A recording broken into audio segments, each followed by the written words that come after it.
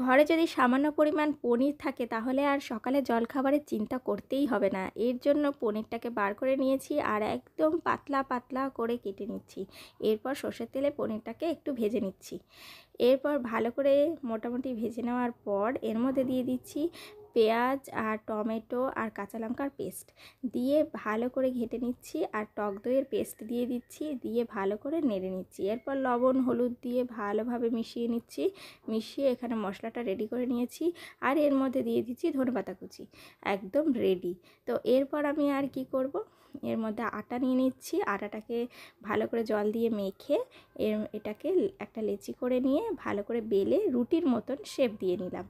তো এরপর রুটির মতন করে এর মাঝখানে আমি এই পুরটাকে দিয়ে ফোল্ড করে চৌকো করে ভালো করে বেলে নিচ্ছি।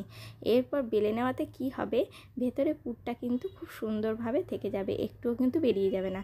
এরপর একটা কড়াইতেই ননস্টিকের মতন করে গরম করে নিয়ে এর মধ্যে এটাকে দিয়ে একটু ঘিয়ে, 1 চামচ ঘিয়ে ভালো করে এটাকে আমি উল্টিয়ে পাল্টিয়ে ভেজে নেব। একদম লুচির মতন দেখুন ফুলে গেছে। আর এইভাবে আপনারাও বানিয়ে ফেলুন, খেতে হবে অসাধারণ। আমার কথা একবার বানিয়েই তো দেখুন, দারুণ লাগবে খেতে। আর ভেতরে এই পুরটা অসাধারণ লাগে। আর কি করবেন, এইভাবে টক দইয়ের মধ্যে চুবান আর